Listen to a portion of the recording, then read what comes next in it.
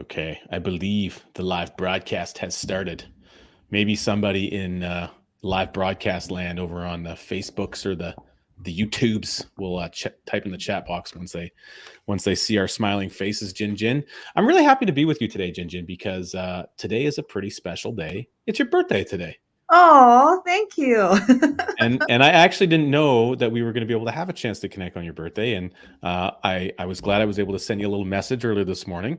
But the fact that you and I are able to do this together is actually really, really cool. So I'm really happy to spend some quality time with you on your birthday. And in this quality time, I'm excited about chatting about a recent event that you were able to attend in Toronto. And this event was all about the Wealth Hacker Conference.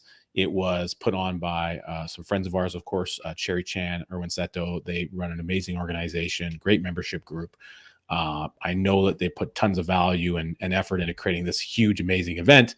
I unfortunately wasn't able to attend, but I've been looking to, I've seen some messages and some pictures and comments from people who were at the event from our team. And of course, you were there, you were live in person, taking in all the ambiance of this incredible group of people. So share with our watchers, our listeners today, what are some of the things that you took away from being at the event and some of the cool conversations you were able to have? Yeah, thank you, Richard, for asking. And yeah, it's fantastic to be with a fantastic room of people. I think we have 700 audience. The Wow. reason is that we ordered 700 cans of peas to give each attendees. So that's why we received that number. But it's fantastic to see this many people. And there are a lot of other, sponsors at the events as well who are mortgage brokers, private lender groups.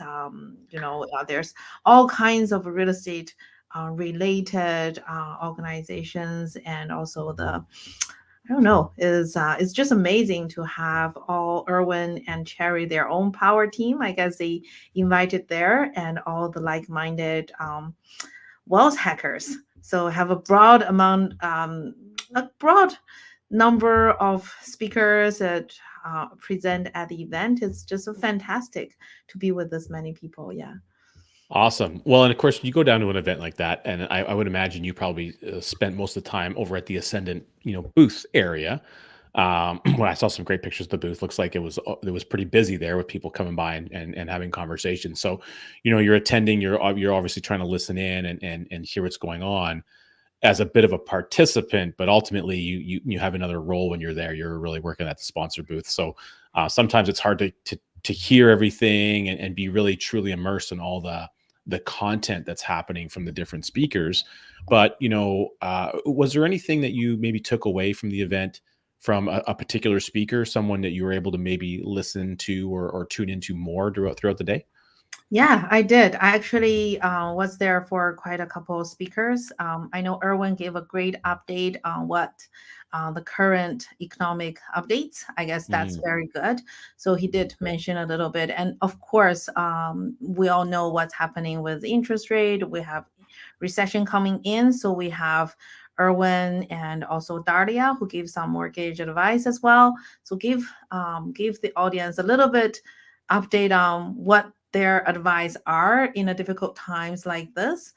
It's great to see there's leaders out there, right? Because when people have a lot of unknowns or unpredictable futures happening, there are leaders in this area that stands out and then share their opinions, share their views, which is fantastic.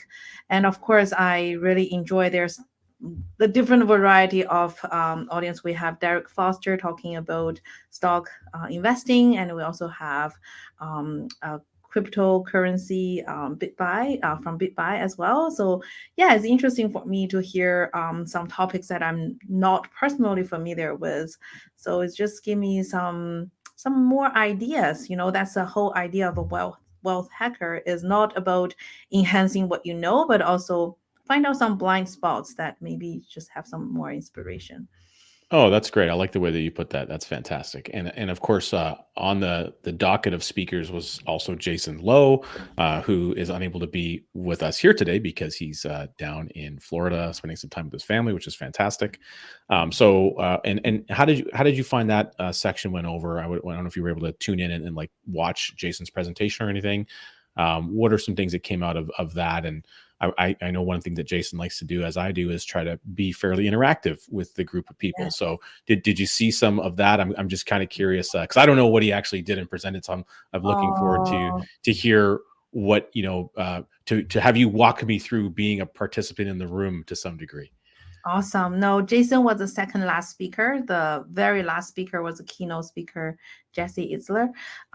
And Jason, we during the day we have lots of attendees coming to our booth and saying that actually they're very looking forward to hear Jason speak. So we're kind of telling Jason that, hey, we have lots of people expecting, like really looking forward for your presentation. And of course, Jason is a fantastic, very, very engaged speaker, right? So he comes, he make it very fun and interactive, ask questions. And I personally really, really love his presentation. Although Jason prepared a lot of content, which is very, very, a lot of value to be added, right? So he's kind of going very fast. And then I guess the idea is to give people who's not familiar with becoming your own banker, the infinite banking concept, give them a chance to hear, oh, what are some of the things I want to find out more, right? So I think it's fantastic. Being an advisor practitioner myself, just hear Jason speaking in that kind of format and very high level, but I mean it's amazing. Like I personally really, really, really enjoyed his presentation. Yeah, that's fantastic. So I didn't actually know that. I didn't realize that he was on towards the end of the day, basically as the second last individual. And so prior to that, you had, as you said, there was people coming to the booth. You guys had we had a large presence of our team that was there, and you making the journey all the way from the West Coast all the way to Toronto coast to be there. What were some of the things that came up? I guess maybe prior to Jason going up on stage and the Mhm. conversations, people coming to the booth to say hello, to check up and ask questions. What were some of the things that you found, or I guess like just stuff that came up or questions that came up as people were coming to the booth to check on the Ascendant team and ask questions? What were some of the things that the people you spoke with? What came up in those conversations? Yeah, surprisingly, our booth was super busy. We had maybe six advisors present there, and at some point, we're all speaking to someone. It was fantastic. We have attendees of the Well Hacker events that never heard about this concept, so they will Mm. come in and say, "What does that mean by becoming your own banker?" So it's great that we have a chance to introduce this book, especially they have an opportunity to attend a enhance your investing bootcamp coming on November 26th, which we offer to all the attendees, right? So it's great to give people a little bit introductory about this concept, and they're looking forward for the presentation in the evening. And the other group of attendees, they absolutely, some of them already have this book, Becoming Your Own Banker, and they maybe have this for quite a while, and then they get a little bit know about it, but then things get in the way. They haven't really finished reading the book, or they have idea, but this is opportunity for them to learn more. So for us being there and able to answer some of the questions or remind them that controlling the banking function in their own hand, how important it is just fantastic to connect. And of course, we have our existing clients who are so happy to come in and get autographs from Sarvlo, from Jason. It's like there's a small events happening there as well, like taking selfies, taking pictures. It's just such heartwarming time to see that there are people appreciating and really get the message, and then how happy they are to see us there.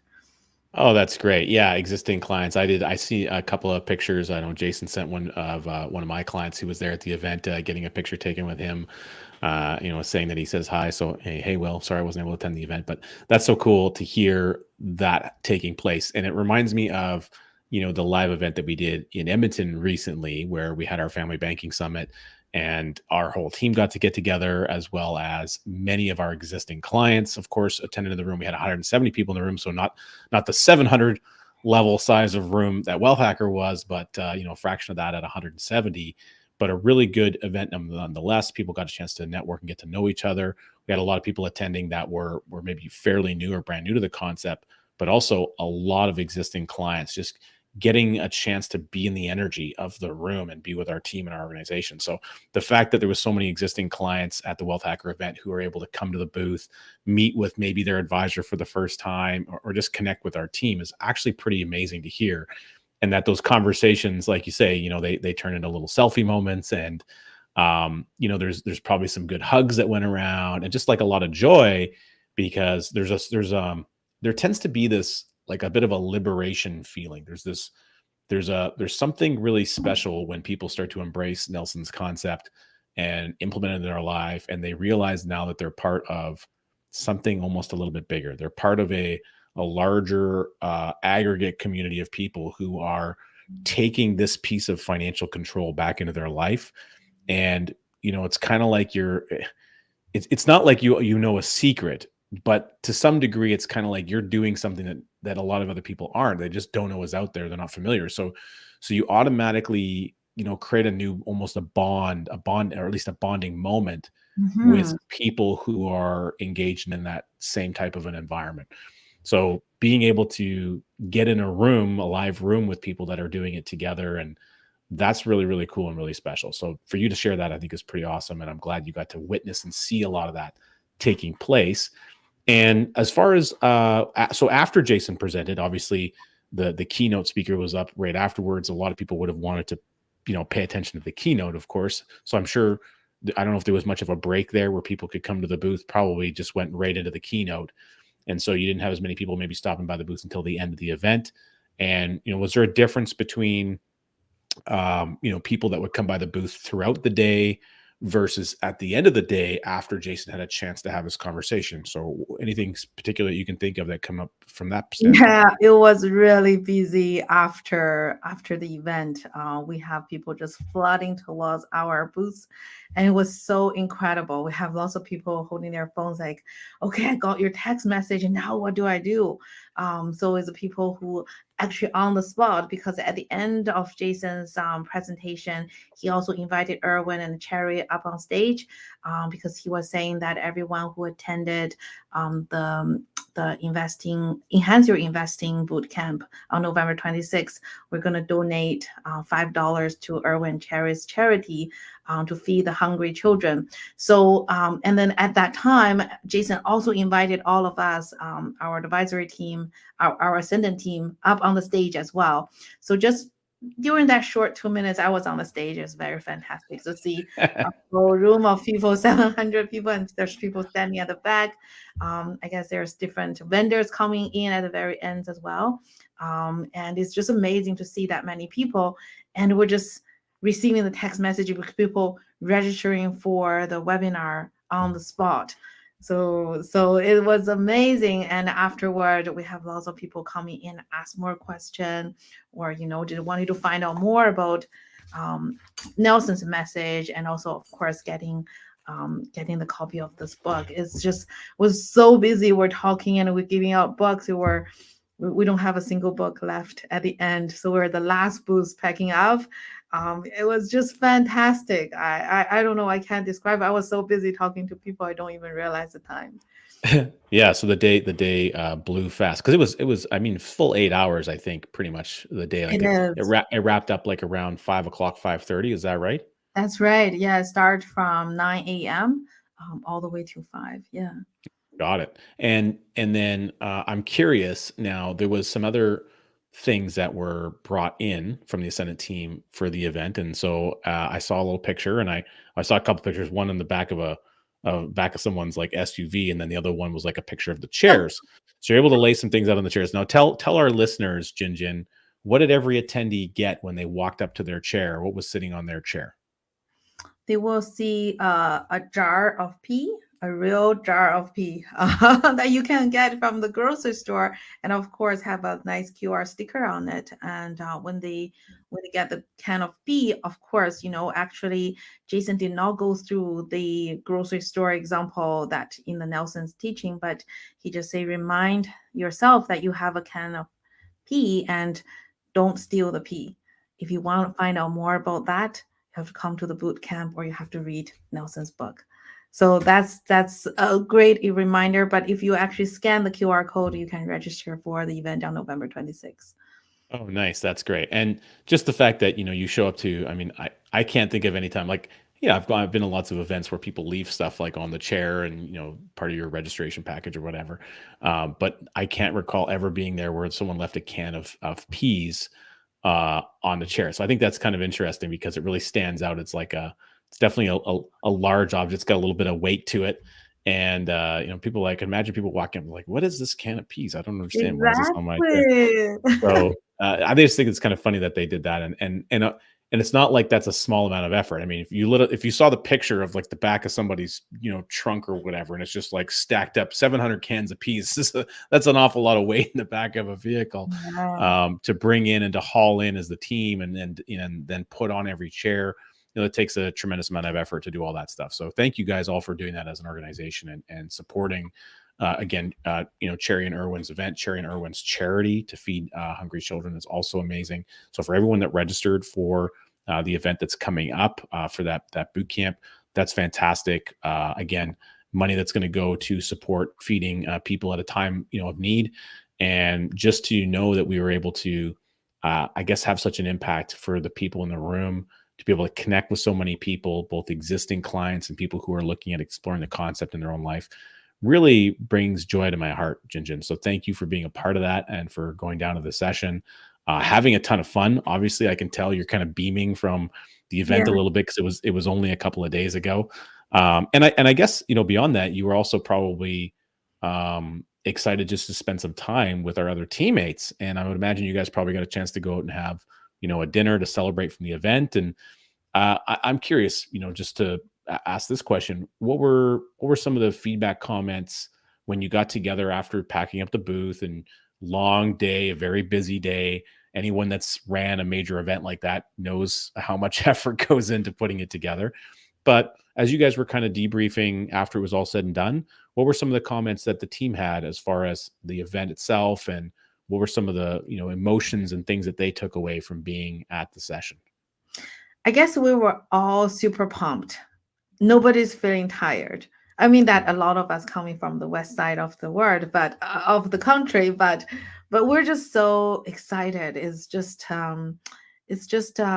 amazing, knowing what we're doing have a big impact on people's life, right? Especially for real estate investors as well.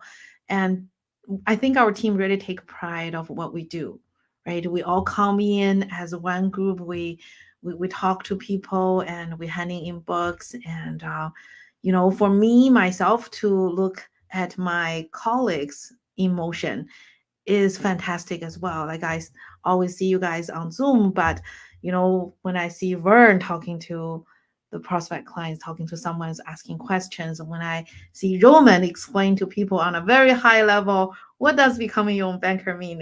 For me, that's amazing, right? To see it's like all those little Zoom calls happening on one booth, and at the same time is amazing. And also there's a lot of opportunities, right? Because when people are focusing on the rate of return, and I record that because I used to come to a lot of events like this as attendee, as a real estate investor.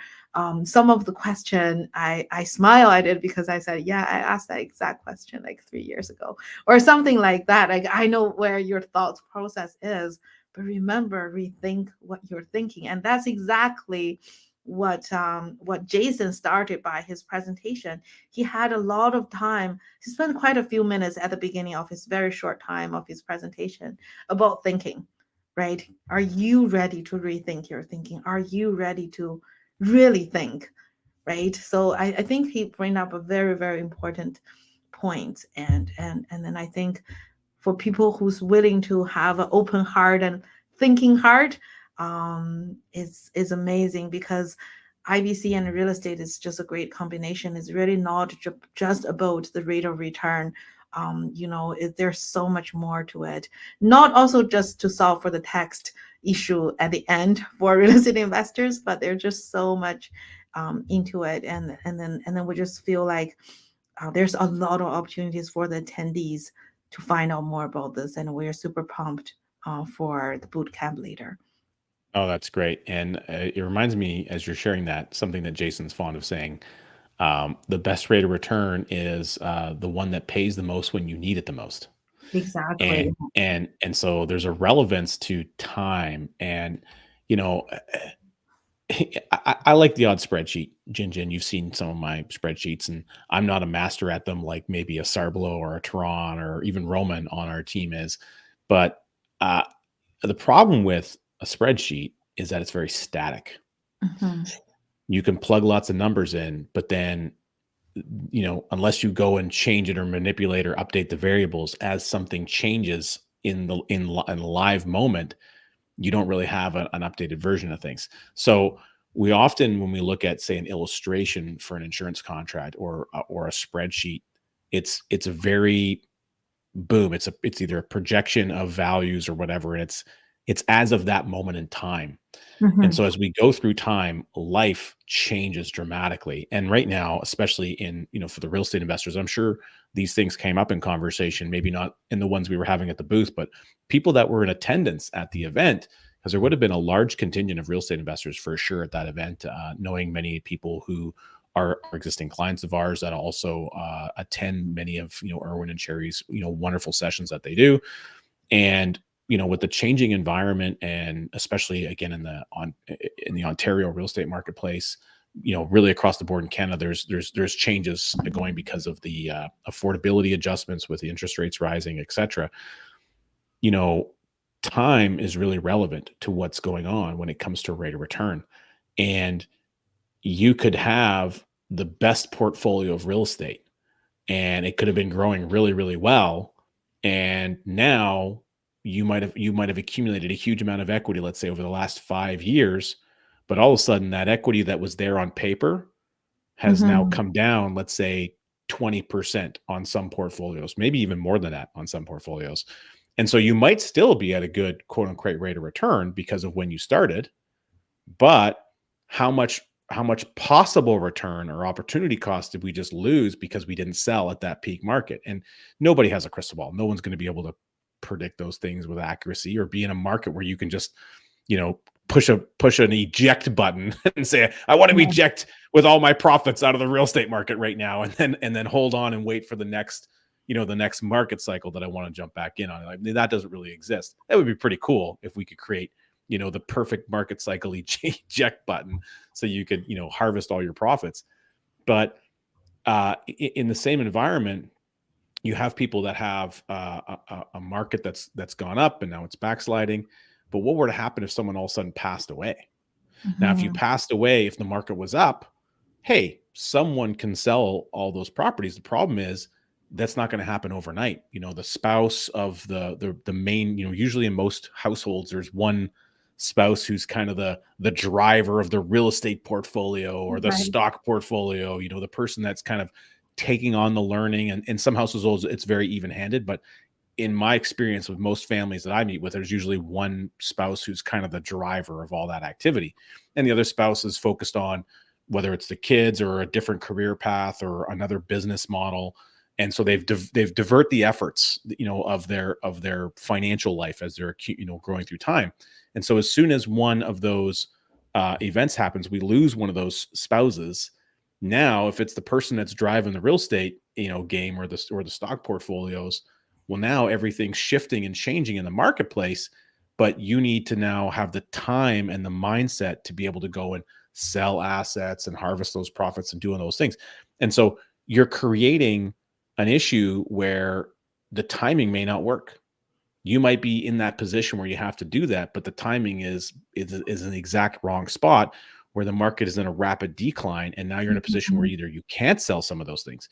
So here's now you have Nelson's principles being incorporated by a family, and they have a huge amount or a large, well structured volume of insurance that comes in tax free when it's needed the most, even if the market is in a bad position, which Yes. gives you the capital liquidity that you need now as a family or as a business to say, hey, we don't have to be in a position to sell these properties. We can hold on. We can wait. We could pay off a couple mortgages and harvest cash flow.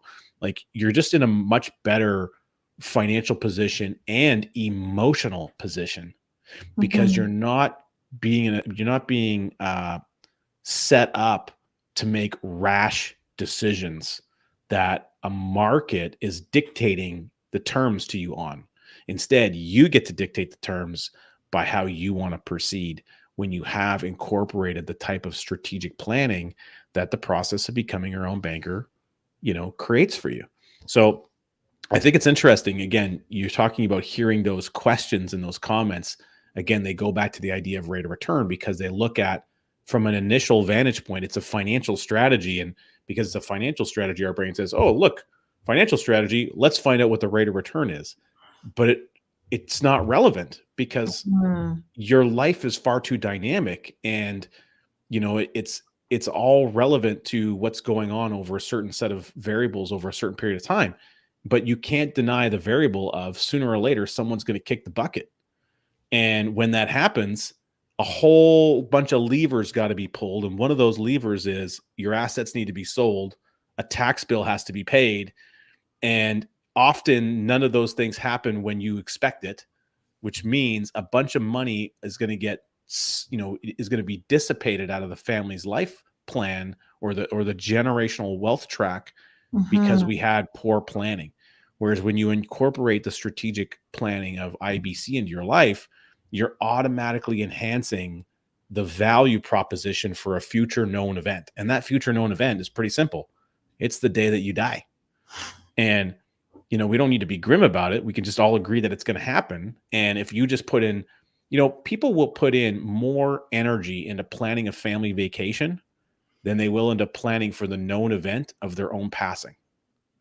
And if we put in the equivalent amount of energy into the known event of your own passing, the probability that you'd have a lot more capital to also be able to fund family vacations coincidentally goes up. Exactly. When you incorporate Nelson's principles into your life. So anyhow, I just really appreciate you sharing some of those conversations that you heard, some of the questions that came up, because it speaks to where people are at in certain stages of their journey, including your own stage. And, I it's hard sometimes to reflect back because I've been doing this now coming up on like 14 years. And so I'm trying to go back to that point in time in my life. And yeah, I'm sure these were questions that I had a lot in my brain, and my brain wasn't there. I wasn't ready to truly understand things. But as you go deeper and deeper down the path of discovery, as you continually reflect on rethinking your thinking, it's amazing how many more doorways and more methods, more ways that IBC begins to solve certain problems on the road of life for you. They become elevated. It's kind of like it's kind of like when you buy a new car, maybe not new, but new to you, right? And then all of a sudden you're driving off the lot, or from whether it's a private sale or the car dealer, you're driving away. And then all of a sudden you start seeing the exact same car and the same color on the road everywhere. Right. But before you had that vehicle, you didn't see those things, right? They didn't stand out for you. As you begin to incorporate the IBC model into your life, things start to pop out into focus in a way that they just didn't pop into focus before. That's right. Your eyes only see and your ear only hear where your brain is going for, right? So that's fantastic. And I like how you shared about the exit strategy, because a lot of real estate investors would understand their why. Why do they want to build wealth? And in events like this, we will have expert in the area telling us, when you go into a deal, think about the exit strategy, right? You have to think of multiple exit strategy in events or time like this, where maybe you can reassign that pre-sale condo and things like that. And I really like the point that you just mentioned about, think about the deaths, think about this events that is going to happen. We don't know when. And that's another exit strategy when you're building wealth for your family. So I really record that. And that sometimes that's a point when you're growing your wealth and you're not thinking enough, right? Is an area that you're not thinking about the unlikely events, but that will happen at some point in your investment journey. So I think it's great to bring up this kind of topics on events like this, because I would definitely appreciate it. And like you said, maybe at some point in my journey, I wouldn't appreciate it, doesn't kick in, but the message is here for the audience who's have an open and learning mindset. Well, and something else that came up for me here, if you don't mind me sharing, Jin Jin, is that there's an individual who I was speaking to recently, a great real estate investor. They've done a great job of buying properties. They got about eight units, eight doors. They're mostly single family houses, and they bought them at a great time. I mean, they've had them, in the Ontario marketplace, probably over the last, I think maybe starting like 2013, 2014. So they've kind of captured the bulk of that huge market rise. Really doesn't matter where in Ontario you live, you probably got a decent market rise. And holding on to these properties, and has been blessed, check a nice box that they've had very little tenant issues, great long-term tenants. That's something that most people want in the real estate business. So she hasn't had the vacancy turnover that maybe other real estate investors have had to deal with, which is great. However, there's a counterpoint to that, which is because of the rent control that exists in the Ontario system, she hasn't been able to raise rents to market. And so because of the long-term, so good news is long-term tenants, low turnover, low vacancy rate.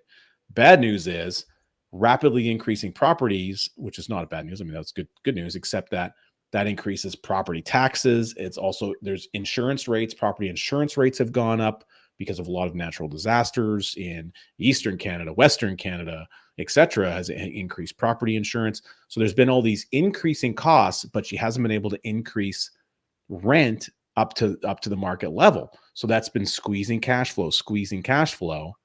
And now with variable rates spiking on these properties, that's put it in tremendous pressure on cash flow. So now there's negative cash flow on several properties.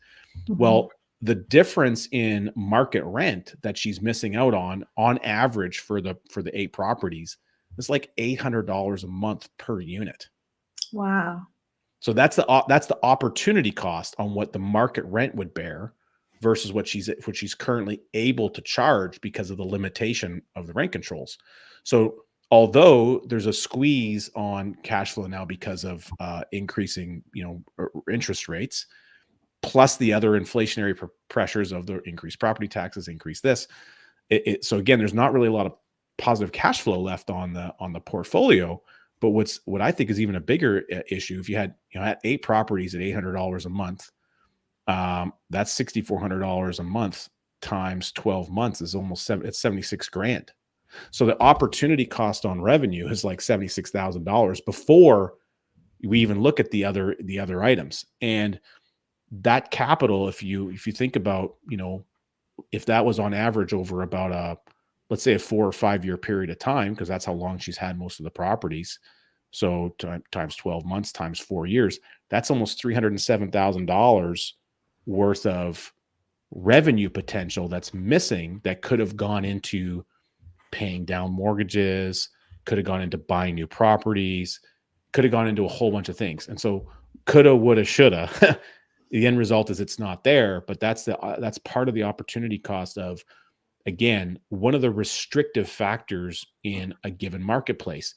Now, not all marketplaces have rent controls, and the end result is she does have a huge amount of equity that's accumulated because of good market timing, buying at the right time. And realistically, there's probably around $350,000 of additional equity in each one of those properties that's been created. So she has that value, but that value is trapped in the property. She can only realize that value if she sells the units, and she can't raise rents because of good quality tenants. Well, she doesn't want to kick out the good quality tenant, so you're kind of like always looking at these different variables, and there's little restrictions placed on these variables. Whereas if you counterbalance that to having the infinite banking system set up, you would have been able to have access to a huge amount of capital to do that. Imagine you could have increased those rents to the market, to what the market would bear, and you could have flown that into a system that you have more control over, building equity inside of insurance contracts, and then you could have been buying back the mortgage debt if you wanted to reduce your dependency on that variable rate increase. So again, it's all a what if scenario, but it's about changing the way that we're thinking about the same given variables. Once you're incorporating the process of infinite banking into your life, the way that you start to think through the different possibilities, the different potential on any given set of circumstances changes, because you simply have more more options on how you can choose to deal with those variables than you did before. And that's really what it boils down to. It's, Nelson was really fond of a quote by a guy named Bill Linderman. I don't know who Bill Linderman was. I just remember the quote. And Nelson would say, does having readily available access to capital take away any of your opportunities? It doesn't. It can only enhance your opportunities. And that's really the focus on what the principles of becoming your own banker is all about. It's building and enhancing your readily available access to capital so that you can take advantage of opportunities. Now, whether that opportunity presents itself because the real estate market changed, or a presidential election comes up, or the stock market makes a shift, or whatever, or the interest rate changes, any number of these factors creates an opportunity. It just is a matter of whether you are knowledgeable about the subject matter and you have the capital access to take advantage of that opportunity. And our hope is that through watching our content, continually investing in your own financial knowledge base, working with good coaches, engaging in our regular quarterly coaching segments, these kinds of things, you're always positioning yourself for the best possible outcome. And the way that you do that is through a combination of capital access, liquidity, and knowledge base. Without, if you can have good capital access but no knowledge base, you're probably not going to have, see the highest caliber of opportunities. But when you marry those two things together, because you're always growing, you're always developing your own knowledge, your own systems, your own thinking, you are in a much better position than your peers because of it. Love it. Thank you so much. That time, money, and knowledge, right? That's your key to achieving. It's the trifecta of financial success. Anyhow, Jin Jin, this was awesome. Thanks for spending some time with me and with our listeners on your birthday today. It's fantastic. Again, happy birthday. So everyone in the chat box, make sure you type a happy birthday to Jin Jin. And, again, till the next time we get a chance to do this, I appreciate you so much. And thanks for being one of the most bubbly and happy and giant smiling members of our team. I just love your energy. It's infectious. If anyone gets a chance to spend some time one-on-one in person with Jin Jin, you'll love it. You'll have a great opportunity, and you'll fill your tank of joy just by being around her presence. So thanks, Jin Jin. Thank you, Richard. Bye, everyone. Cheers.